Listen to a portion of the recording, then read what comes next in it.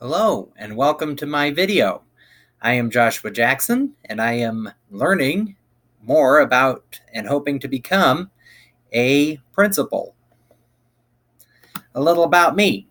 I grew up on a farm in northwest Kansas near the town of Decatur. I graduated from Decatur Community High School in 2000. That's located in Oberlin, Kansas.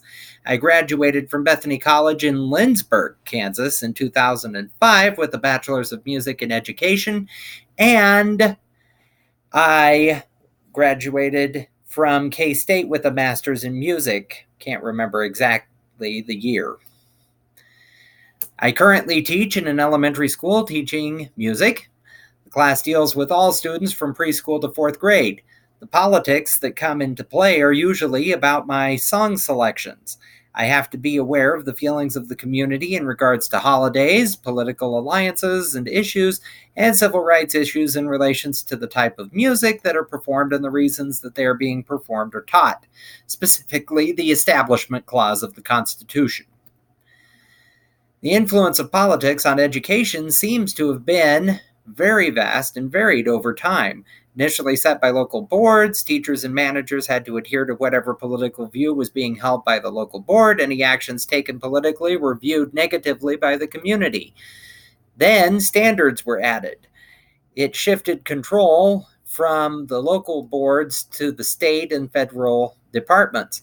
Federal control comes through the power of the purse, since they have no direct constitutional link to education.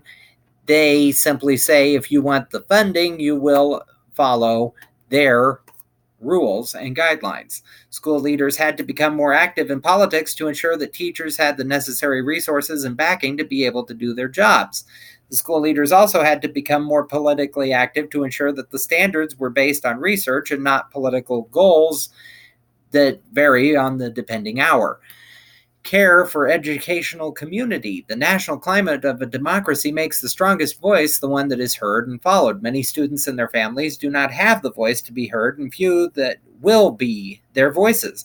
So it falls on the education leader to become that voice.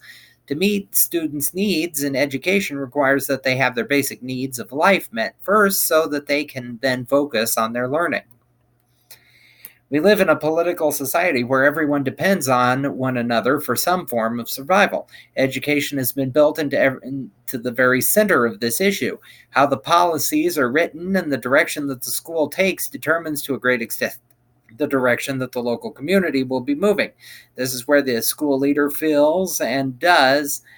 Here is where what the school leader feels and does has the greatest impact on the community as a whole, and why they must work together with their staff and the local government of the community to create and forward a plan for the future, not just of the students, but of the school and the town as well, to create the best possible options for the current students' future.